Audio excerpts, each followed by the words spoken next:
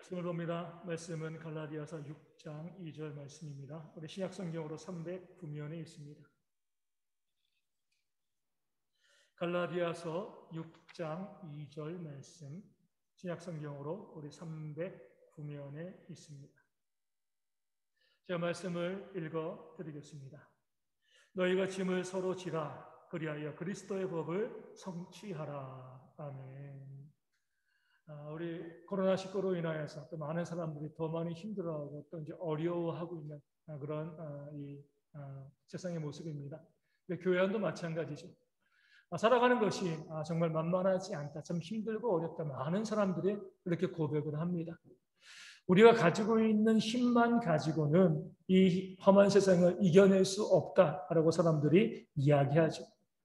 그렇기 때문에 우리 자비와 긍휼이 풍성하신 하나님께서, 우리의 아버지 하나님께서 우리의 힘들고 어려운 삶을 넉넉히 이길 수 있도록 우리 가운데 성령을 부어주시는 줄로 믿습니다.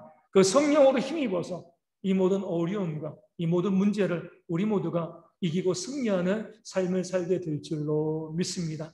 그렇기 때문에 교회가 중요한 거죠. 왜냐하면 이 교회를 통하여서 하나님께서 성령을 부어주시고요, 그 성령이 부어진 그 교회를 통하여서 그 안에 있는 성도들이 성령의 힘으로 하나님의 역사로 모든 것을 이겨낼 수 있기 때문에 그렇습니다.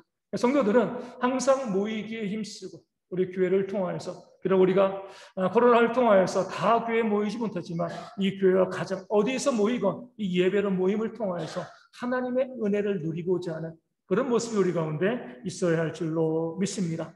우리가 그렇게 하나님의 공동체를 통해서, 교회를 통해서 성령 충만과 은혜를 누려야 되는데, 그 교회가 더욱더 성령 충만한 은혜의 공동체가 되어지기 위해서 오늘 말씀은 한 가지 권면을 우리 가운데 말씀하고 있습니다. 그 권면은요, 너희가 짐을 서로 지라. 그러니까 짐을 서로 질 때에 교회가 성령 충만한 공동체가 되어지고 그 안에 있는 우리에게 하나님의 역사가 임하게 되어진다, 이 사실을 말씀하고 있는 겁니다. 짐을 서로 지라고 했는데 짐이 뭐죠? 어떤 헌신이라든가 어떤 수고를 의미할까요? 물론 그렇게도 볼 수 있지만 우리가 말씀을 항상 연결해서 봐야죠. 우리 앞절에 있는 6장 1절의 말씀과 2절의 말씀을 함께 봐야 됩니다. 짐을 서로 지라고 이야기할 때, 말씀할 때 여기서의 짐은요, 우리 앞절에 나와 있는 것처럼 범죄한 형제를 온유함으로 바로 잡는 그 짐을 지라. 이것이 바로 공동체를 성령 충만하게 만든다, 이렇게 말씀하고 있는 거죠. 용서의 짐을 지라는 겁니다. 사랑의 짐을 지라는 거죠. 가벼운 짐은 아닙니다. 우리가 용서의 짐을 지라, 우리 사랑의 짐을 지라, 온유함으로 서로 용납하라, 이렇게 이제 말씀을 증거할 때 우리가 아멘이라고 고백을 합니다. 막상 그것이요, 나에게 적용되어지면 쉬운 문제가 아니죠. 나에게 공동체에게 범죄한 사람이 있는데 온유함으로 부드럽게 따뜻하게 그 사람을 바로 잡고 용납하는 것, 내가 과연 그것을 할 수 있을까? 이런 생각이 들게 마련입니다. 성경에 나와 있는 모든 말씀들이 그러죠. 들을 땐 다 아멘할 수 있어요. 막상 그것이 나에게 적용되어지면 멈칫하는 거죠. 우리 흩어 구제하라는 말씀도 있잖아요. 흩어 구제하십시오, 하나님의 뜻입니다. 아멘해요. 막상 나에게 그런 상황이 닥치면은요, 흩어 구제하는 것이 쉬운 일이 아닙니다. 용서도 마찬가지예요. 얼마나 많이 들었습니까? 사랑과 용서에 대해서 너무 많이 듣고 당연히 그렇게 살아야죠, 용서해야죠, 사랑해야죠, 이런 마음을 가지고 살아가는데 막상 나에게 그 용서와 사랑의 문제가 닥치면 이것도 멈칫하는 거죠. 그럼에도 불구하고 내가 구원받은 백성이라고 하면 이 짐을 져야 됩니다. 용서와 사랑의 짐을 서로 질 수 있는 그런 용기가 우리 가운데 있어야죠. 그러할 때에 우리가 용서의 짐, 그 사랑의 짐을 지게 될 때에 교회가 비로소 성령 충만해지고요, 그 용서와 사랑을 통하여서 교회 안에는 성도 가운데 하나님의 역사가, 인도하심과 돌보하심이 충만하게 일어나게 되어질 줄로 믿습니다. 그래서 오늘 말씀은 너희가 짐을 서로 지라, 그 다음에 그리하여 그리스도의 법을 성취하라, 이렇게 말씀하고 있습니다. 우리가 짐을 서로 질 때 그 용서와 사랑의 힘이잖아요. 용서와 사랑의 삶을 살아갈 때 비로소 그리스도의 법이 성취되어진다라고 말씀하고 있습니다. 이 말씀 안에 우리가 그동안 잘못 신앙생활에 왔던 모습이 담겨져 있습니다. 그리스도의 법을 성취한다라고 이야기했을 때 우리 목회자와 성도들은 대부분 그리스도의 법을 무엇이라고 생각을 하죠? 주님의 뜻을 이루는 것, 하나님의 일을 완성하는 것, 이렇게 바라봅니다. 이것이 바로 그리스도의 법을 성취하는 것이다 라고 생각을 하죠. 주님의 뜻을 이루고 하나님의 일을 완성하는 것, 다른 말로 사람들은 비전이라고 부릅니다. 여기까지는 문제가 없습니다. 우리의 비전, 주의 법을 성취하는 것, 주의 뜻을 이루고 하나님의 역사를 만들어내는 것, 이것이 비전이야. 여기까지는 문제가 없는데 그 비전이 도대체 무엇인가? 우리에게, 우리의 마음에 담겨있는 그 비전의 세부 항목들이 무엇인가? 여기부터 문제가 발생하죠. 비전이 무엇인가라고 물어보면 대부분 뭐라고 이야기해요? 교회 부흥입니다. 교회 개척하는 거고요. 우리 전도하고 또 선교하는 거고 위대한 일을 감당하는 것입니다.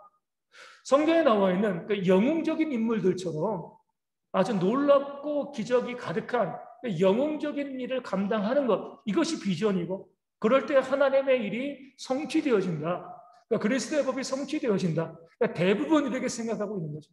그렇기 때문에 우리가 보면 우리 주일학교, 성경학교라든가 또 공과교육 이 교재를 보면은요, 대부분 어떤 내용들이 있어요? 영웅들의 이야기죠.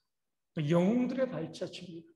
성경에 나와 있는 영웅들, 그 비전의 사람들이 어떻게 하나님의 일을 이루어왔는가, 어떻게 그리스도의 법을 성취해왔는가, 그들의 영웅담을 자꾸 드러냅니다. 저도 주일학교 생각해보면 그런 것밖에 없었죠. 성경은 위대한 기적의 말씀입니다. 또 영웅들의 이야기로 가득 찬 그런 책이다. 이제 주일학교 때부터 그런 내용들을 배웠습니다. 노아는요, 방주를 만들었고, 아브라함은 모든 것 버리고 가나안 땅으로 이주하고, 심지어 100세에만 그 아들을 기꺼이 번제단에 올린 그런 영웅이었습니다. 요셉은요, 애굽의 총리가 되었잖아요. 모세는요, 홍해를 가르고요, 애굽 땅에 10가지 재앙을 쏟아붓고, 광야에서 반석에서 물이 터지게 하는, 기도할 때마다 전쟁에서 승리케 하는 놀라운 영웅담이 모세 가운데 많이 있습니다. 기도는 고작 300명의 용사를 가지고요, 미디안 군대 13만 5천 명과 싸워서 이겼습니다. 삼손은 힘이 장사했잖아요. 다윗은 골리앗을 물리쳐 이겼습니다. 다니엘은요, 세계의 왕조의 총리가 되었습니다.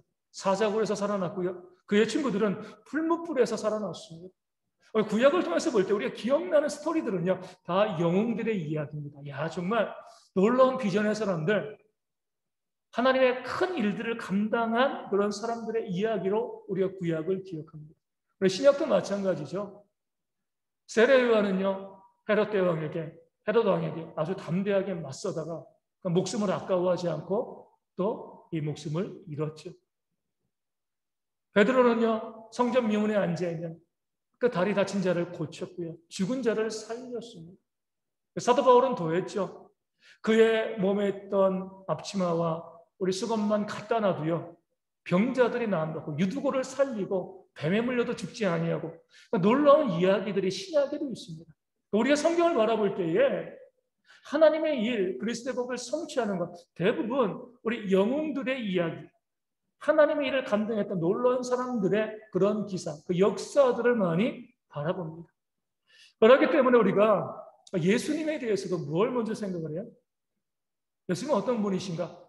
죽은 지 4일이나 돼서 시체 냄새가 진동하는 나사로를 살리셔서 죽은 자를 살리셨고, 38년 된 병자를 고치셨고, 나간 자를 고치시고, 또 귀신을 쫓아내시고, 물로 포도주를 만드시고, 오병이어로 성인 남자만 5,000명이 넘는 그런 사람들을 먹이신, 놀라운 기적을 행하신, 역사를 행하신 그런 예수님이시다. 그러니까 예수님의 행정을 바라볼 때도 우리의 초점은 어디 있어요? 어떤 일을 하셨는가? 어떤 능력을 행하셨는가? 그것이 바로 하나님의 일이고 주님의 뜻이라고 생각을 합니다. 여기에 너무나 훈련되어 있기 때문에 우리가 성령 충만을 말할 때도요, 우리가 지난번 쭉 봐왔던 것처럼 성령의 열매로서의 사랑을 이야기하지 않고요, 성령 충만하다, 뭐를 이야기해요? 병 고치고 신유의 은사, 방언하고 예언하고 놀라운 능력, 입이 떡 벌어질 만한 그런 능력을 보여주어야지만 성령 충만한 것이 아니냐. 이것이 바로 우리가 그동안 오랜 시간 동안 학습해왔고요, 배워왔던 우리의 신앙이 되어집니다. 그것이 바로 하나님의 일이고 그리스도의 법을 성취하는 것이다. 이렇게 생각을 하는 거죠. 그런데 성경은요, 하나님의 말씀은 그렇게 일과 업적, 성취를 중심으로 성경을 보는 것을 세속화되었다라고 말씀하고 있습니다. 이것을 놓치고 있는 경우들이 참 많이 있습니다. 너희는 이 세대를 본받지 말라라고 성경에 말씀하고 있습니다. 이 세대를 본받지 말라라고 말씀하셨을 때 세상의 가치관이요, 그러니까 교회에 너무 많이 들어와 있는 거죠. 일과 성취, 업적에 집중하는 것이 바로 세상의 모습입니다. 그런 모습을 가지고 있으니까 성경을 볼 때도 뭐만 찾아요? 영웅들의 이야기, 놀라운 업적들, 놀라운 일들, 야 정말 위대한 사람들이다 이렇게 바라보는 거죠. 이것을 성경은 세속화된 올바르지 않은 관점이다라고 말씀하고 있는 겁니다.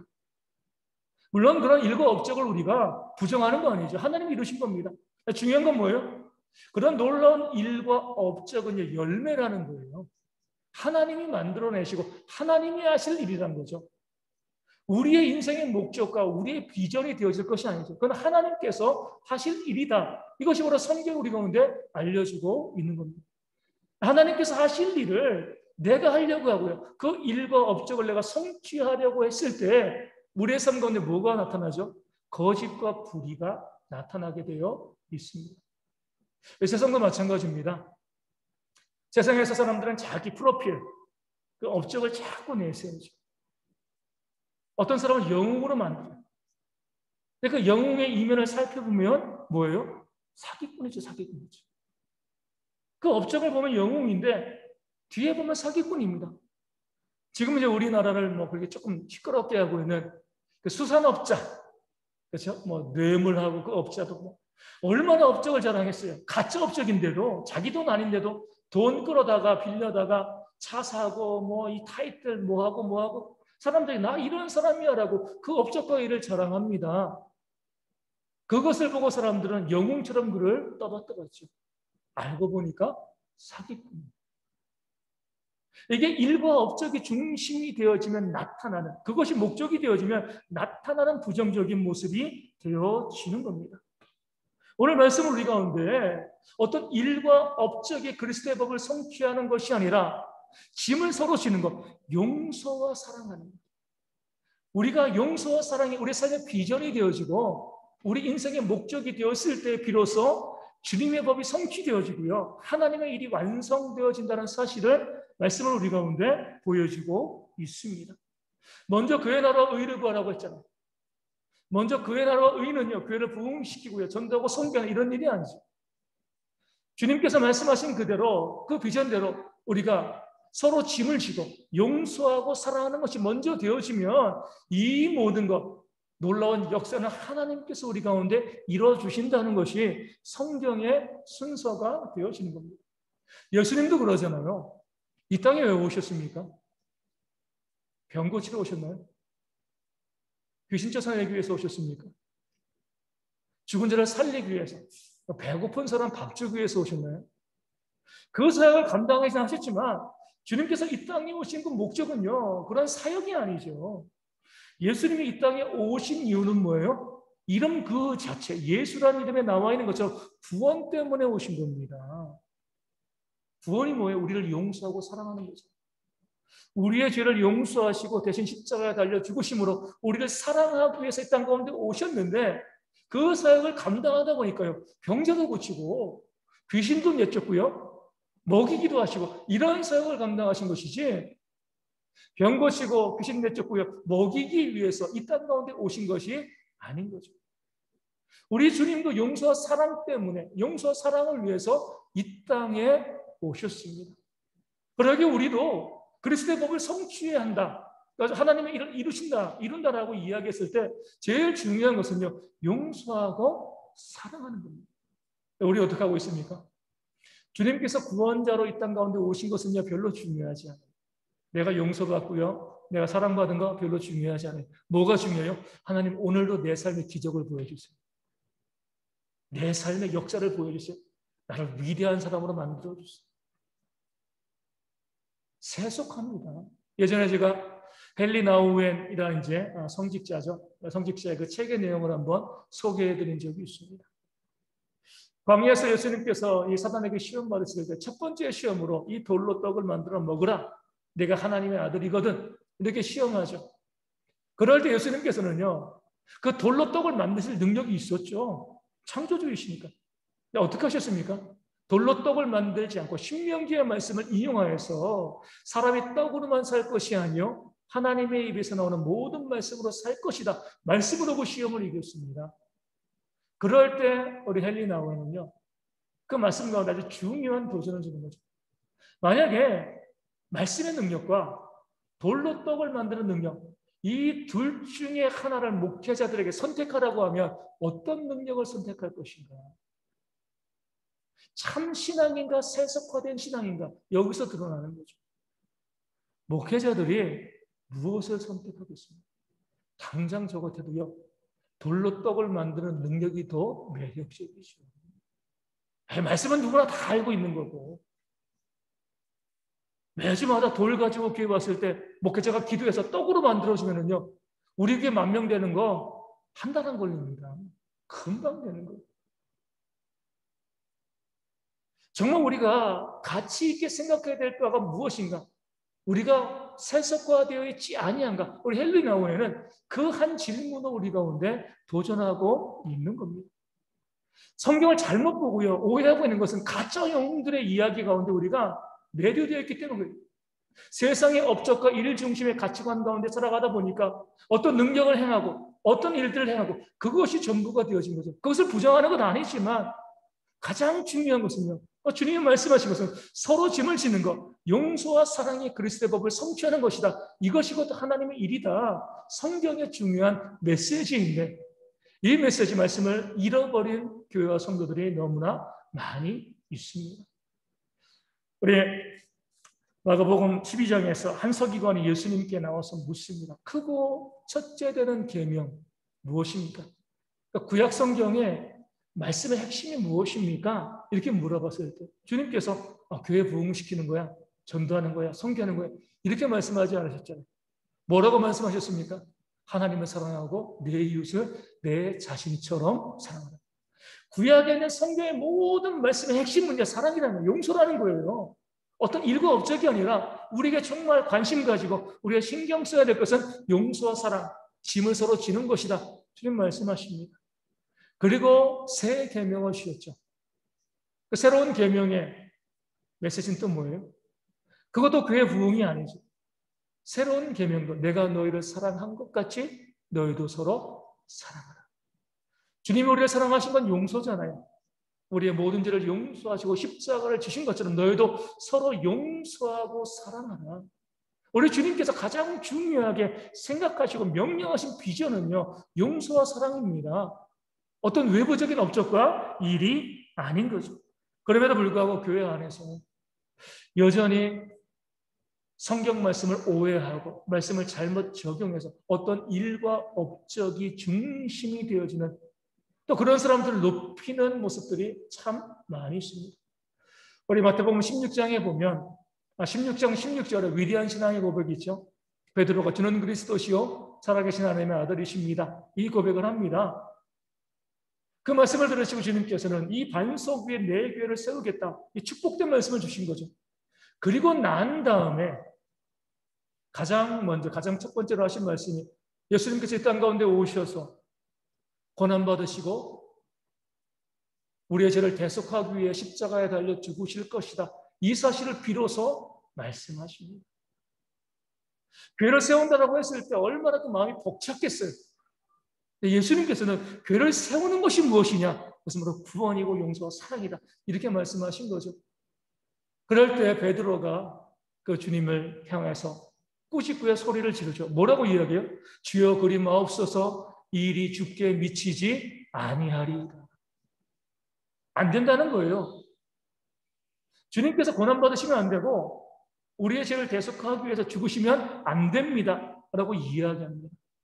그 말을 들으시고 우리 주님께서는 사탄아 내 뒤로 물러가라 아주 호되게 꾸짖죠.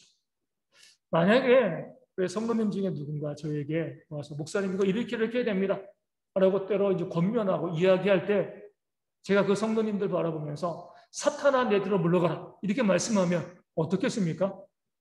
당장에 교회 안 나오죠. 그렇죠? 우리가 성경을 통해서 너무나 많이 익숙하게 알고 있으니까 주님이 그렇게 말씀하셨어라고 이야기하지만 충격적인 말씀입니다. 무서운 말씀이죠. 베드로를 바라보면서 사탄아 내 뒤로 물러가라 라고 말씀하십니다. 그러면서 더 엄중한 말씀을 하십니다. 너는 나를 넘어지게 하는 자로다. 조금 전까지만 해도 이 반석 위에 내 교회를 세우리라 말씀하셨는데 너는 지금 나를 넘어뜨리고 있어. 예수님을 넘어뜨리고 교회를 넘어뜨리는 그런 일을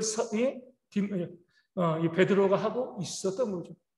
그리고 나서 이렇게 말씀하십니다. 내가 하나님의 일을 생각하지 아니하고 도리어 사람의 일을 생각합니다.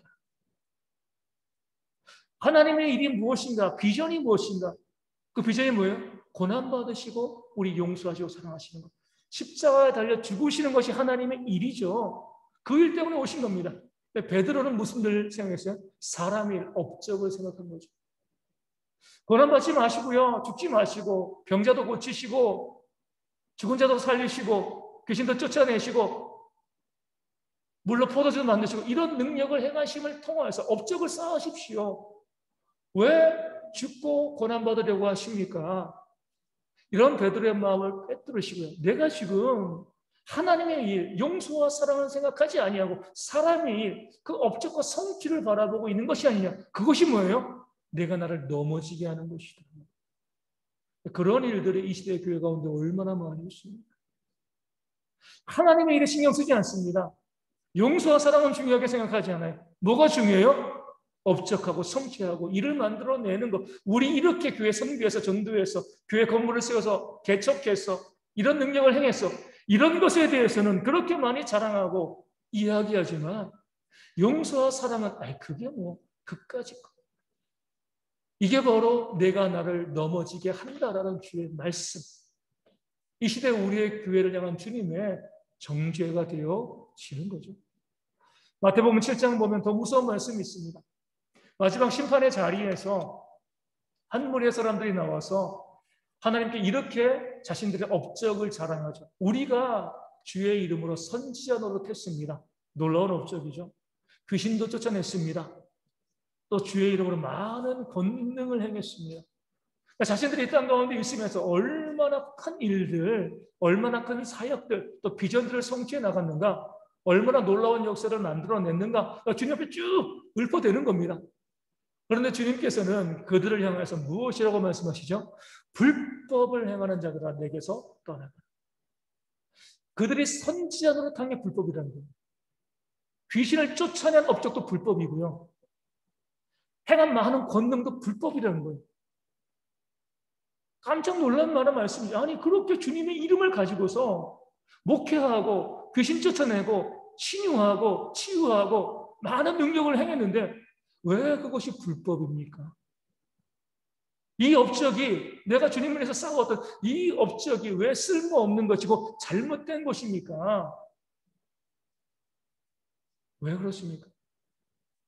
놀라운 업적, 놀라운 일들을 쌓아가는데 그 삶에 뭐가 없는 거예요? 용서와 사랑이 없는 거예요.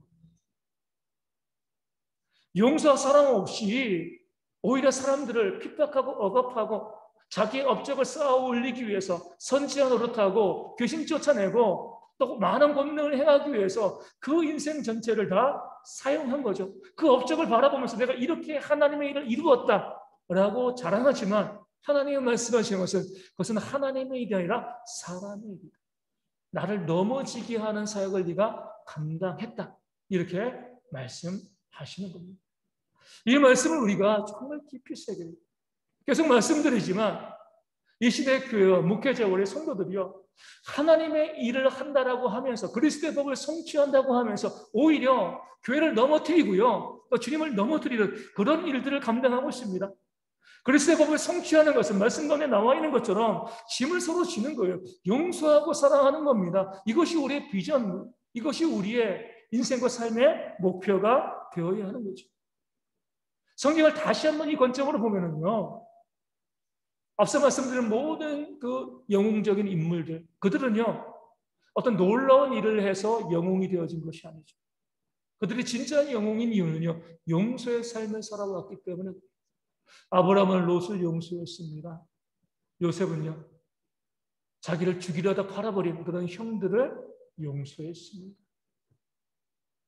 모세는 광야에서 그렇게 자신에게 힘들게 하고 자신을 핍박하고 또 정말 힘들게 했던 그 백성들을 용서하고 그들을 위해서 눈물로 기도했습니다. 다윗은요, 자기를 죽이려고 했던 그런 자기의 장인인 사울왕을 용서하였습니다. 우리 구약에 있는 인물들을 보면 그들이 어떤 놀라운 능력을 행해서 영웅이 아니라 그들이 진짜 영웅인 이유는요, 주의 말씀의 뜻대로 용서하고 사랑하는 삶을 살아왔기 때문에 그렇습니다. 역대 명의 사도들도요, 교회를 잔멸하던 사도 바울을, 사울을 용서하고 그 사도의 수에 그를 가입시켰습니다. 스데반은요, 돌에 맞아 죽어가면서도 자기에게 돌을 던진 자들을 바라보면서 그들의 죄를 용서하기를 기도하였습니다. 바울은 첫 번째 전도 여행 때 힘들다고 떠난 그 마가 요한을 용서하고 다시 한번 받아들였고, 빌레몬에게 편지를 보내면서 너의 집에서 도망친 종 오네시모를 용서하라. 베드로는 무엇보다 열심히 서로 사랑할지니 사랑은 허다한 죄를 덮는다 말씀하였습니다. 이것이 바로 진짜 영웅이 되어지는 거죠. 우리 주님께서도요, 복음서의 사역 가운데 보면 기적과 놀라운 역사들이 있지만 그 모든 사역의 핵심은 용서죠. 1만 달란트의 비유도, 돌아온 탕자의 비유도 용서. 이것을 중요하게 말씀하고 우리 가운데 보여주십니다. 우리 가운데 기도를 가르쳐 주시면서도 그 주기도문 가운데 성취와 업적이 어디 있습니까? 무엇을 가르쳐 주신 거죠? 우리가 우리에게 잘못한 사람을 용서하여 준 것 같이 우리 죄를 용서하여 주시고, 짧은 기도문 가운데 용서에 대한 말씀을 주님께서 기도를 담아 주셨습니다. 성경에 말씀하고 있는 참된 신앙, 그리스도의 법을 성취해 나가는 것, 교회를 성령 충만하게 만드는 것은요, 짐을 서로 지는 것, 용서하고 사랑하는 겁니다. 그런 모습이 있게 되었을 때에 우리 가운데 성령의 역사가 있고요, 성령의 도우심으로 우리가 이 힘들고 어려운 세상을 넉넉하게 이겨나갈 수 있게 될 줄로 믿습니다. 그런 신앙이 우리 가운데 다시 한번, 온전한 신앙이 우리 가운데 회복되어지길 소망합니다. 여전히 우리는요, 세속의 영향을 받아서 어떤 일을 해야 돼, 일과 성취, 업적을 중심으로 살아가고, 그러다 보면 어떤 일이 벌어져요? 자꾸 다른 사람들에게 손가락질을 합니다. 저 사람 일 해야 되는데, 이렇게 헌신해야 되는데, 수고해야 되는데 왜 저렇게밖에 못할까? 자꾸 다른 사람들 향해서 손가락질을 하고요, 비난하고 정죄하게 되어지는 거죠. 그러니까 교회가 온전히 세워지기보다 무너집니다. 오늘 아침에 새벽에 나와서 교회에서 기도하면서 말씀을 묵상하며 기도하는데, 하나님께서 저에게 중요한 그런 중요한 생각을 주시는 거죠. 이전까지 제가 목회하면서 제가 바라봤던 것은 이거죠. 성도들을 어떻게 성숙하게 그렇게 세워갈 수 있을까? 우리 교회 성도들이 믿음이 성숙해져서 그 성숙함 가운데 함께 하나님의 나라를 세워가고 또 전도하고 선교하며 교회를 온전히 이끌어갔으면 좋겠다. 성도들의 변화를 바라보면서 많이 기도했습니다. 목회의 중요한 방향이었죠. 우리 성도님들도 그런 기도 많이 하시고, 그렇게 다른 성도들의 변화, 그 성도들의 성숙을 위해서 기도하다 보면 결국에는요, 어떤 결과가 나와요? 정죄가 나옵니다. 저렇게밖에 신앙생활 못하네. 저렇게 범죄하고, 저렇게 못나고, 저렇게 어리석고. 다른 사람들이 변화되어서 성숙되어져서 교회가 부흥하고 성장하길 바라면은요, 결국에는요, 다투고 싸우고 비난하고 정죄할 수밖에 없습니다. 마음이 불편한 거예요. 기쁨이 없는 거죠. 그런데 하나님께서는 이렇게 말씀하시는 거죠. 그 사람들의 변화, 성도들의 변화를 기대하지 말고 비록 범죄한다 할지라도 실수하고 문제투성이라 할지라도 내가 그들을 용서하고 사랑해 줄 수 있는 것, 이것이 가장 중요한 목표이지 않겠느냐. 다른 사람의 변화를 기대하는 것이 아니라 그런 모습 그대로, 아직 부족하고 연약한 모습을 그대로 가지고 있다 할지라도 그것을 받아줄 수 있고요, 용납할 수 있고 또 용서하고 사랑할 수 있는 그 마음을 갖는 것, 이것이 바로 하나님께서 오늘 우리 가운데 원하시는 성령 충만한 공동체를 이루어가는 그런 모습이 되어지는 줄로 믿습니다. 기도하실 때에 우리가 정말 다른 사람의 변화를 위해서 기도하는 것보다는 내 자신이 짐을 져줄 수 있는, 용서하고 사랑할 수 있는 그런 사람이 되어서 어떤 모습, 어떤 범죄, 어떤 실수, 어떤 연약함이 보인다 할지라도 넉넉하게 받아줄 수 있는 그런 신앙이 우리 가운데 있도록 기도하실 때 바로 그때 교회에 온전한 부흥이 일어나게 되어질 줄로 믿습니다. 다른 성도들이 변화돼서 교회가 부흥되어지는 거 아니에요. 내가 용서와 사랑으로 가득 찰 때 교회가 작은 천국이 되어지고 그런 모습 가운데 교회가 하나님의 은혜 가운데 성령 충만하고 부흥되어지고 또 그 안에 있는 우리가 하나님의 힘을 힘입어서 이 어려운 세상을 넉넉하게 이겨나게 되어질 줄로 믿습니다. 이 말씀을 기억하시고 우리 찬송하고요, 그런 사랑을 위해서 우리 함께 기도하도록 하겠습니다. 292장 함께 찬송합니다. 찬송가 292장입니다.